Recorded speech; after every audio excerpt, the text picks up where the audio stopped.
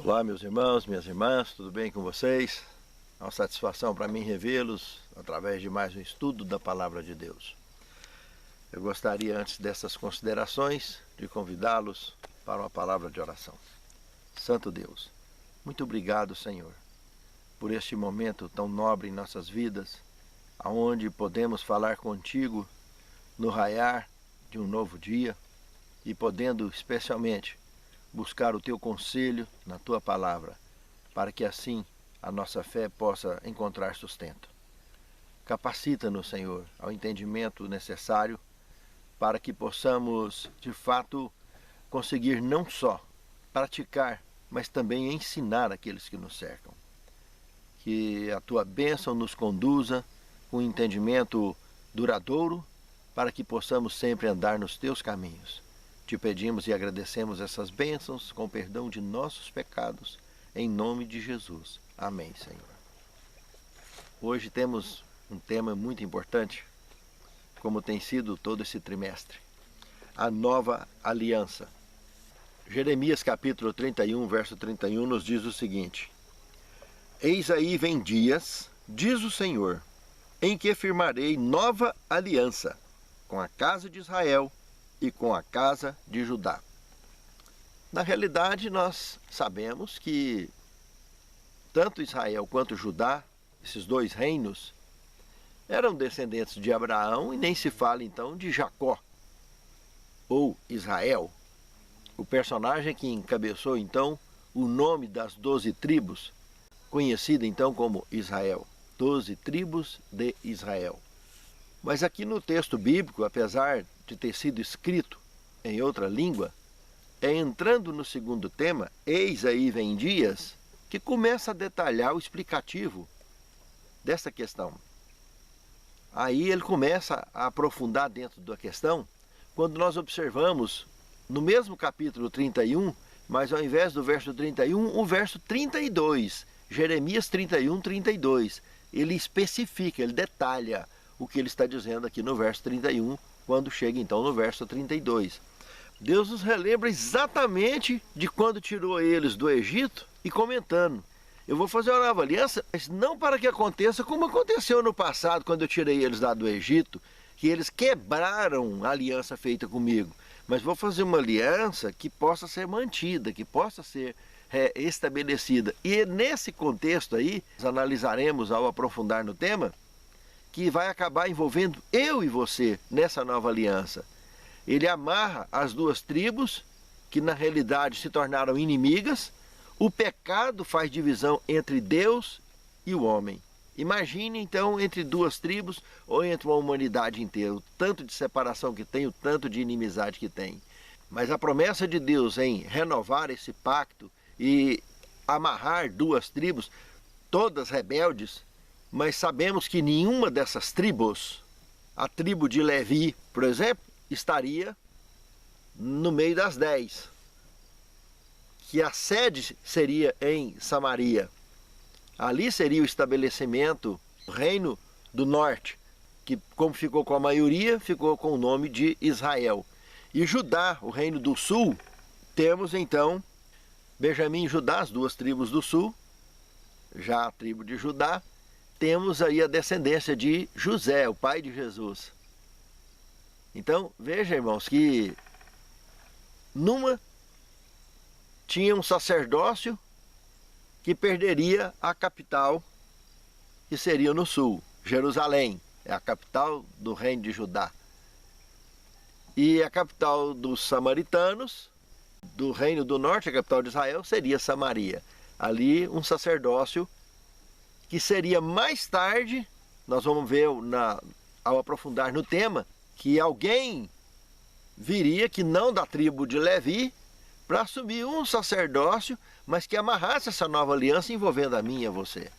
Veja o tanto que é importante a forma com que a palavra de Deus vem arquitetando esse tema para a nossa compreensão sobre essa nova aliança. E outro detalhe, uma coisa é clara, a nova aliança não é muito diferente da antiga que teve lá no Sinai. O problema, como nós vimos no verso 32 do capítulo 31 de Jeremias, é que ela foi quebrada. A humanidade rebelde, o povo de Deus rebelde, quebraram essa aliança. Não puderam mantê-la. Esse foi o problema. Então, na realidade, o que o profeta está dizendo aqui é que, como está se tratando de questões mortais, lida com mortais, tudo com mortal é limitado ao tempo. Então, o contrato de aluguel, ele vence, seja com 1 ano, com 2 anos ou com 6 meses. Todo contrato tem uma data de validade. A data de validade desse contrato aqui, Deus vinha fazendo tudo para que eles pudessem chegar até o Messias. E o Messias pudesse, então, consolidar toda essa questão envolvendo um povo preparado não só para receber o Messias, mas para evangelizar o mundo e Jesus poder voltar, Deus poder voltar e recolher os escolhidos. Esse é o ponto nobre da aliança, salvação. Salvação dos seres que um dia caíram. Esse é o projeto do plano da redenção que a aliança está focando e sempre focou. É aí então que o tema vai aprofundando mais ainda e entramos no terceiro tema, obra no coração. Se observarmos Oséias, capítulo 2, do verso 18 ao 20, nós notaremos que cerca de 150 anos antes de Jeremias estar avisando ao povo de Judá que Judá seria destruída, que eles precisavam renovar a aliança seria renovada com as 2 casas. Antes de Jeremias comentar sobre isso, o profeta Oséias, 150 anos antes, já estava avisando o povo de Israel também do mesmo assunto, nesse texto que eu citei de Oséias capítulo 2, verso 18 ao 20. Ou seja, o que aparece em mente então, diante dessas informações? Está claro que o Senhor já viu que seria inevitável a inclusão do mundo gentio. Veja, se Oséias estava lá há 150 anos antes, avisando já o povo de Israel, as tribos do norte, sobre a questão da nova aliança, que a nova aliança nós sabemos que lá no Novo Testamento nem se fala, envolve o mundo gentio.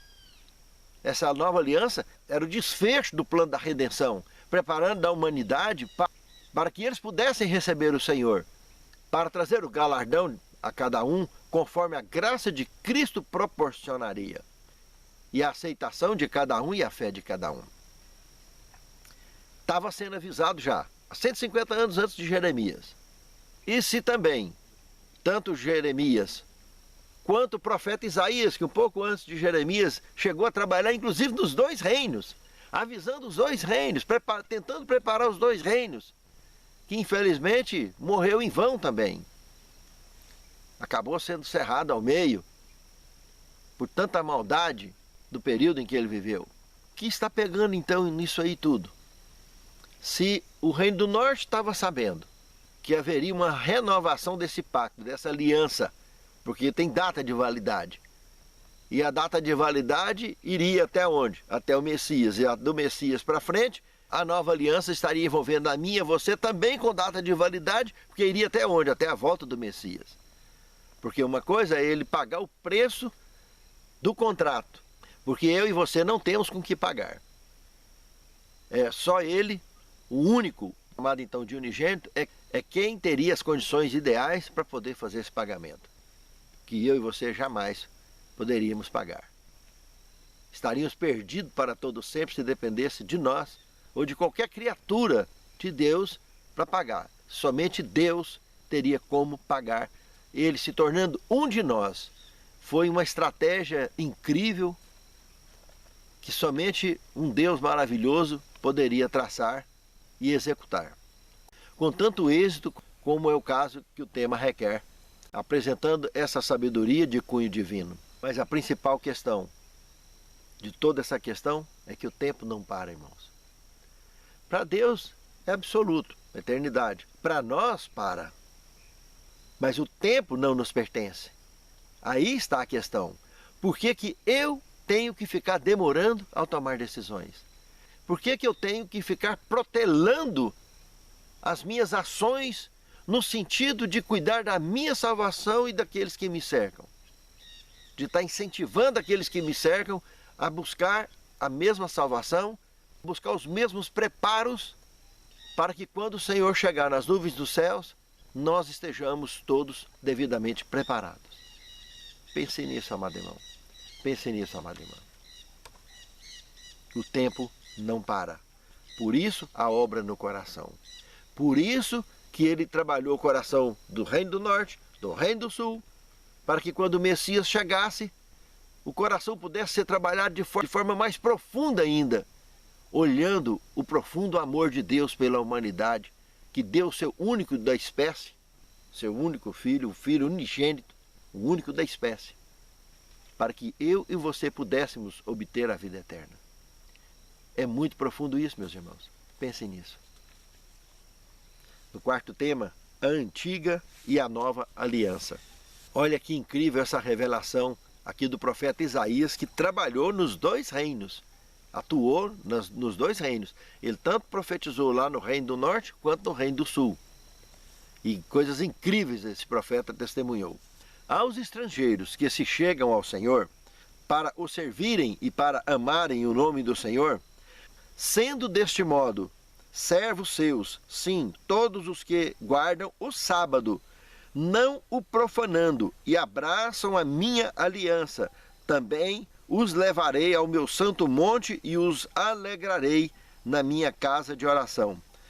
Os seus holocaustos e os seus sacrifícios serão aceitos no meu altar, porque a minha casa será chamada casa de oração para todos os povos. Isaías capítulo 56, versos 6 e 7. Irmãos, que incrível! Aqui é uma revelação maravilhosa, irmãos. Irmãos, aqui está dizendo que o sábado, aquele que o profeta Isaías, lá no capítulo 66, versos 22 e 23, comenta, se é que tem alguma dúvida, que o sábado é tão absoluto quanto qualquer dia da semana, mas como dia de guarda é tão absoluto como a eternidade, como o próprio Deus. Que no novo céu e na nova terra que está para frente dos nossos dias, vai continuar sendo guardado. Vai ser o dia principal de adoração nessa casa de oração que ele está falando aqui, irmãos. E aqui, além de tudo, está envolvendo também os gentios. Está bem claro, está bem expresso aqui nos termos desse contrato feito entre Deus e a humanidade, revelados aqui nos dias do profeta Isaías, irmãos. O sábado faz parte inseparável desse contrato e é eterno, é absoluto, presta atenção nisso. Então não tem como descartar a lei de Deus, os 10 mandamentos dessa aliança. A única diferença é que a velha aliança não teve jeito de ficar só no coração, como foi no caso de Adão, de Noé, de Abraão, mas teve que ser decalogado em tábuas de pedra. Mas o X da questão dessa nova aliança é que ela voltaria a ser como antes, como a velha, escrita no coração. Esse é o X da questão. E o sábado está embutido dentro dela aqui de forma inseparável. Não tem como fugir disso aqui. Se observarmos em Êxodo capítulo 34, verso 6 e Romanos 3, 24, nós vamos ver aqui que salvação pela graça abraça tanto a velha quanto a nova aliança, toda a vida. Se não é a graça de Deus, ninguém alcançaria salvação. Como que vocês acham? Como que podemos imaginar Enoque, o sétimo depois de Adão, tendo alcançado a graça de Deus para morar com Deus? Depois de 365 anos de idade, de vida de pecado nesse mundo. É lógico, ele era um pecador. E ele era um justo, mas um justo tão destacado no seu reino. Foi trasladado vivo, sem provar a morte. Elias, como que Elias também foi trasladado vivo? Todos conhecem os problemas que Elias enfrentou, com muito mais detalhe do que temos o relato da história de Enoque. E Elias também foi trasladado vivo para o céu. E Moisés? O tanto de problema que Moisés enfrentou, o tanto de pecado que ele teve, como qualquer mortal normal. E Moisés foi ressuscitado. Também está morando no reino de Deus há quantos e quantos anos? 1500 anos antes de Cristo. Ainda veio ele e Elias visitar Jesus no monte da transfiguração, lá em cima do Tabor, naquela vigília que teve lá. Elias viveu 1000 anos antes de Cristo. Moisés viveu 1500 anos antes de Cristo. Ambos vieram visitar o Messias em pleno exercício do seu ministério como Messias aqui na terra. E somente Pedro, Tiago e João foram chamados para assistir esse cenário e souberam que eram Elias e Moisés, porque viu Jesus chamando eles pelos nomes, que por sinal são nomes que não foram mudados, foram nomes já dirigidos por Deus, e não foi mudado porque eles atuaram uma vida exatamente conforme o nome indicava. Como disse Paulo também em Romanos capítulo 11, verso 13 a 24, que o evangelho, independente da etnia, envolveria a todos, meus irmãos. Os gentios daquele tempo estavam sem Cristo, separados da comunidade de Israel e estranhos às alianças da promessa, como ele comenta também em Efésios 2,12. Foram aproximados no sangue de Cristo. Jesus está mediando a nova aliança, como é comentado lá em Hebreus capítulo 9, verso 15. Para todos os que creem, independente da etnia ou nacionalidade. No quinto tema temos a aliança superior. Aqui agora é complicado. Aqui vai fundo e mexe na estrutura do conhecimento convencional que as tradições religiosas conduzem sobre esse assunto. Para analisar essa aliança superior, nós precisamos de analisar Hebreus capítulo 8, mas do verso 1 ao 6. No verso 1, de cara, nós vimos qual é o ponto principal dessa questão. É que nós temos um sumo sacerdote direto do trono da majestade, que se senta à direita do trono da majestade.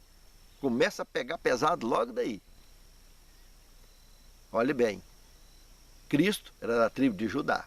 E nós estamos falando em sumo sacerdote, sendo que somente dos levitas viria. Lembra do comentário que eu fiz lá atrás? Os levitas eram parte das 10 tribos do norte. Cristo era descendente da tribo de Judá. E houve uma revelação então, já lá que nós estudamos anteriormente, que Cristo assumiria um sacerdócio e que envolveria todos, que acabaria envolvendo a mim e a você também, nesse grande projeto, que sempre foi o plano de Deus original, salvar a humanidade toda. Mas ele tinha que preparar um povo para isso, para que fizesse esse trabalho. E a aliança vem sendo quebrada o tempo todo e continua sendo quebrada hoje ainda. Usa a nova aliança, como os anteriores. Não foi diferente, não é diferente.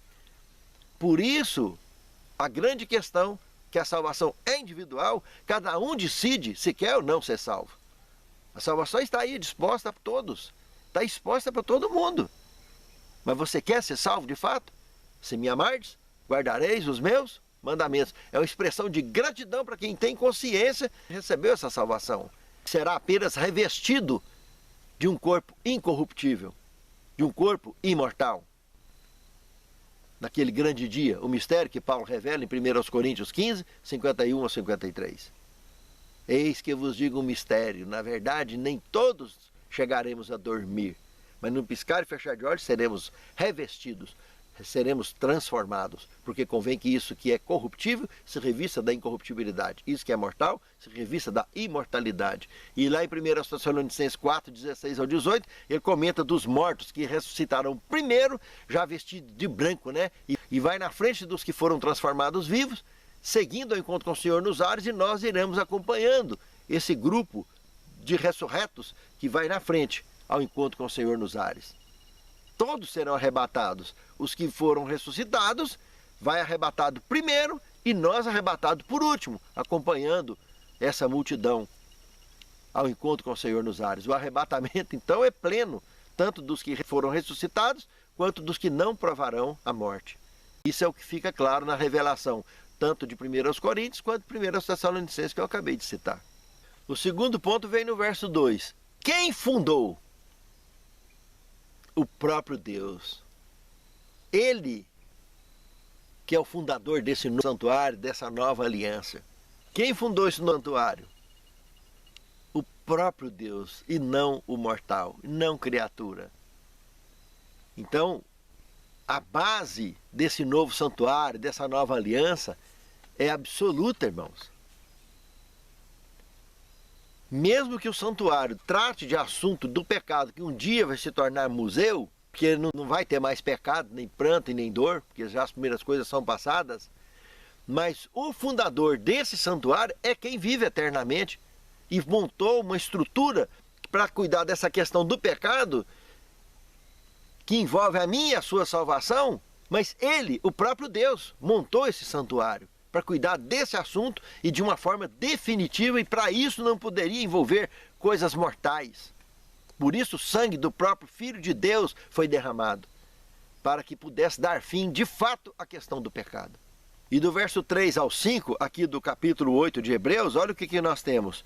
Aí deixa bem claro que todo sumo sacerdote aqui na terra, ele oferece sacrifícios com sangue e com ofertas, tudo figurativo, né? Já indicando que o novo sacerdote seria bem diferente, né? O seu próprio sangue, sangue divino, absoluto. Porque o primeiro era apenas figura do verdadeiro. Um sangue que é apenas uma imagem, uma sombra do verdadeiro sangue que seria derramado um dia e que de fato resolveria a questão do pecado, pagaria o preço do pecado de fato. E por ironia do destino, aqui comenta, ainda nesse trecho, que Cristo, pela lei normal, cerimonial, a lei de Israel, ele nem sacerdote ele podia ser, porque ele não era da tribo de Levi, ele era da tribo de Judá. Nem sacerdote, imagine sumo sacerdote. É uma ironia levantada aqui pela própria revelação do Espírito Santo através do apóstolo Paulo. Mas aí agora ele entra na milindra do assunto, no verso 6. Mas agora ele alcança um ministério excelente com melhores promessas. Aqui eu convido você para abrir a Bíblia e vamos ler 2 textos bíblicos que fica embutido amplamente aqui por que esse ministério é excelente, por que ele é melhor, por que ele é maior, por que ele tem tanto impacto. Vamos analisar Hebreus capítulo 7, do verso 14 ao 18. Depois veremos Gálatas 3:10 também. Então vamos lá em Hebreus. Hebreus capítulo 7, do verso 14 ao 18. Aqui está dizendo o seguinte: visto ser manifesto que o nosso Senhor procedeu de Judá, tribo da qual Moisés nada falou acerca de sacerdotes, e ainda muito mais manifesto é isso, se a semelhança de Melquisedeque se levanta outro sacerdote. Irmãos, olha aqui o que Paulo está falando. Cristo veio da tribo de Judá, tribo essa que Moisés nada comentou em momento algum, ou seja, não tem na lei de Moisés, não tem na lei ministrada por Moisés, a lei cerimonial, questão nenhuma que houvesse exceção para ter um sacerdote da tribo de Judá. E ele ainda fala aqui, chama atenção, presta atenção, e ainda é muito mais manifesto, muito mais importante, muito mais nobre então, saber que a semelhança de Melquisedeque surge então esse sumo sacerdote. Quando ele fala de Melquisedeque, irmãos, se você analisar no capítulo 7, do verso 1 até o verso 13 aqui, você vai perceber que esse Melquisedeque é um filho de Adão que nunca pecou. É um cara que vive eternamente, que não formou genealogia entre nós. Ele aparece no cenário pela primeira vez nos dias de Abraão, no cenário bíblico, mas já subentende-se claramente pelas entrelinhas da Bíblia, que ele vinha cuidando dos assuntos do grande conflito aqui no planeta Terra. Era um representante diante de Deus e diante dos homens. E ele não formou genealogia entre nós, claro, se ele é uma raça pura, como que ele vai formar genealogia com raça caída? De forma alguma. Com certeza, ele está com gente de raça pura. Com certeza, se Deus criou tudo para crescer e multiplicar, ele tem a família dele, mas entre raça pura, e não entre raça caída e raça pura, que jamais haveria esse tipo de fusão. A única fusão entre raça pura e raça caída que temos é o sacrifício de Cristo no Calvário, é a encarnação de Cristo, é o verbo se fazer carne e habitar entre nós. Foi a forma que Deus achou de fortalecer essa aliança. E agora aqui, o cenário da explicação, como nós vimos aqui, vai mais a fundo um pouquinho, no verso 16 e 17, olha o que fala aqui. Que não foi feito conforme a lei de um mandamento carnal, mas segundo o poder de uma vida indissolúvel. Quem? Melquisedeque. Presta atenção aqui, irmãos. Vamos ver o verso 15 de novo. E ainda muito mais manifesto é que a semelhança de Melquisedeque se levanta outro sacerdote, vírgula, que não foi feito conforme a lei de um mandamento carnal, mas segundo o poder de uma vida indissolúvel. Porque dele assim se testifica, tu és sacerdote para sempre, segundo a ordem de Melquisedeque. Presta atenção, amados irmãos. Está vinculando Jesus a uma raça pura, Melquisedeque, descendente de Adão, que não pecou, e isso explica muito mais coisa, e para você entender mais a fundo, precisa de você ir lá no Escatologia, versão 5, e assistir todas as aulas, porque aqui não dá tempo na lição de tratar desse tema, como é requerido. Mas aqui está deixando claro, na revelação do livro de Hebreus, aqui, que Melquisedeque é uma raça pura. Ele transfere essa ordem de sumo sacerdócio para Cristo. A ordem é segundo Melquisedeque. Então está acima completamente da ordem levita. Aquilo que eu falei lá no começo. Alguém da tribo de Judá assume um sacerdócio que, pela lei de Moisés, nem poderia ser nem sacerdote, quanto menos sumo sacerdote. Esse personagem assume não só o sacerdócio, mas ele assume o sumo sacerdócio, segundo a ordem de Melquisedeque, e se senta no trono feito não por mãos humanas, como foi o de Moisés, como foi o de Salomão, como foi o de Zorobabel, mas naquele construído por mãos divinas. O próprio Cristo participou como Filho de Deus da construção desse sacerdote, do qual ele viria, se faria carne como um de nós, pagaria o preço e se levantaria rumo ao céu para receber, segundo a ordem de Melquisedeque, receber essa transferência, assumir essa posição com um sacrifício maior ainda, porque Melquisedeque não fez nenhum sacrifício pela humanidade. Ele é uma criatura, raça pura, mas é criatura. Mas Cristo não, ele se fez um de nós. E ele então dá um up naquele ministério de Melquisedeque. Melquisedeque transfere esse ministério para Cristo, que com certeza, como Deus, iria muito além do que ele foi, e com muito valor e primor o que ele já teria feito, até transferir para Jesus essa missão. Pense nisso, amado irmão. Pense nisso, amada irmã. É muito profundo isso aqui. E Gálatas capítulo 3, verso 10, para fechar: pois todos quantos são das obras da lei estão debaixo da maldição. Porque escrito está: maldito todo aquele que não permanece em todas as coisas que estão escritas no livro da lei para fazê-las. Meus irmãos, a lei de Moisés, as cerimônias, é isso aí. Ou cumpre ou é amaldiçoado. Então, todo mundo da velha aliança, sem o sacrifício de Cristo para renovar essa aliança, estaria amaldiçoado para sempre, perdido para sempre, não teria a menor chance de sequer conhecer o que é salvação. Porque nenhum mortal por si consegue cumprir a lei.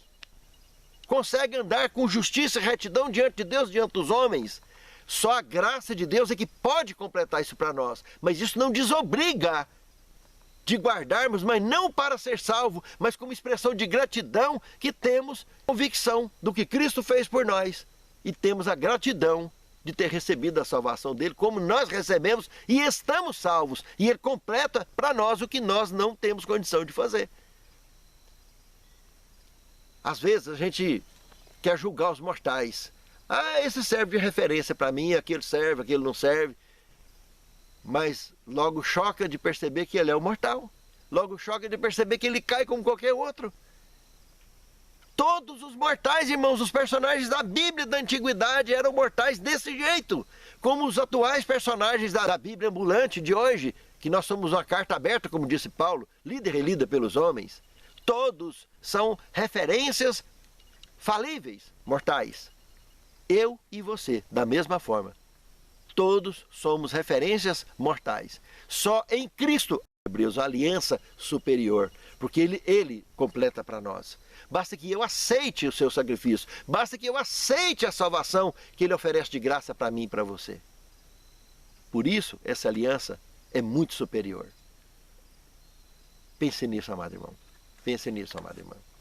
O sacerdote da nova aliança, no sexto tema, temos Hebreus capítulo 10, verso 4, mas eu gostaria de destacar Mateus 27, 51, que mostra o véu do santuário rompendo de cima e embaixo.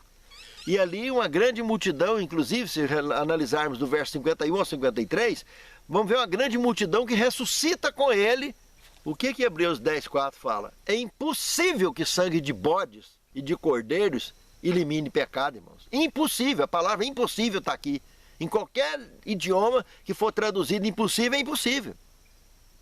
Agora, o que Mateus 27, 51 ao 53 fala é algo profundo. Mostra um filho de Deus, um Messias, um Deus que se fez carne, ou seja, um Deus que se fez homem, habitou entre nós, e ele vai ao Calvário sem cometer nenhum pecado. É sacrificado na cruz, por mim e por você, morre a morte eterna, Apocalipse capítulo 1, verso 5, ele morreu a morte eterna, porque antes dele teve muitos, lá fala que ele é o primogênito dos mortos, e ele viveu aproximadamente, só com relação ao pecado de Adão, há 4.000 anos depois do pecado de Adão. O tanto de gente que morreu. Como que ele poderia ser o primogênito dos mortos? Está tratando de morte eterna, irmãos. O único que morreu a morte no seu verdadeiro sentido, no sentido absoluto. Ele morre e quando dá aquele terremoto com a morte dele, aqui está dizendo, do verso 51 a 53 de Mateus 27, que corpos de santos foi lançado para fora. E ficou os 3 dias ali fora. Junto com ele, o tempo que ele ficou na sepultura. No momento em que ele ressuscita no domingo, aqueles corpos ressuscitam também. E entra na cidade e aparece a muitos. As pessoas não conseguem, às vezes, ao ler a Bíblia, perceber esses detalhes nas entrelinhas do que está revelado. Eles foram ressuscitados com Cristo. Cristo não foi ressuscitado no dia que ele morreu, no dia que teve o terremoto. E foi no momento que teve o terremoto que esses corpos foram lançados para fora. E aí eles ressuscitam então, entra na cidade e aparece a muitos. E quando a gente vai na Pena Inspirada, no Desejar de Todas as Nações, lá está dizendo que eles fizeram visitas missionárias às ovelhas perdidas da casa de Israel. E que eles estariam esperando Jesus daquela nuvem, lá de Atos capítulo 1, onde Jesus seria assunto aos céus, entraria nessa nuvem e esses seriam as primícias dos mortos, que ele já estaria levando adiantado, como 144.000 será a primícia dos vivos, que ele estará apresentando diante da grande multidão de vivos que terá também na volta de Cristo. A primícia dos mortos já foi embora. Só falta a grande multidão ser ressuscitada para ir embora. Irmãos, é maravilhoso a revelação das Escrituras Sagradas sobre esse tema. O sacerdote da nova aliança. Marcou muito a história de Israel, porque essas ovelhas perdidas da casa de Israel receberiam a visita desses antigos personagens, sei lá se Abraão, se Isaac, Jacó, Jeremias, Isaías, membros que viveram no passado, que incorporariam o grupo daqueles 24 anciãos que tem lá no Apocalipse, que já envolveria, quem sabe, que já envolveria com certeza Enoque, Elias, Moisés. É muito bacana, irmãos, o que a Bíblia revela sobre isso. Irmãos, para finalizarmos, a Santa Ceia. Tem um trecho aqui do Desejar de Todas as Nações, página 659, que diz o seguinte: participando com os discípulos do pão e do vinho, Cristo se comprometeu com eles como seu Redentor. Entregou-lhes a nova aliança pela qual todos os que o recebem se tornam filhos de Deus e co-herdeiros com Cristo. Por esta aliança, pertencia-lhes todas bênçãos que o céu poderia conceder para essa vida e a futura.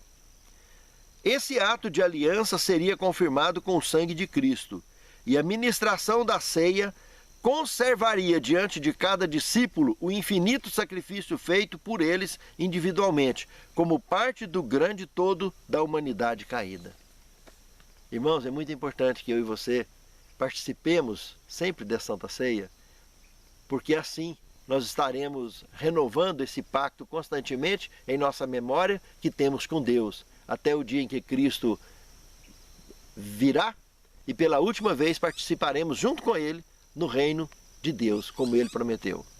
E dali para frente não terá mais o que renovar, porque estarão todos vivendo de forma absoluta na eternidade.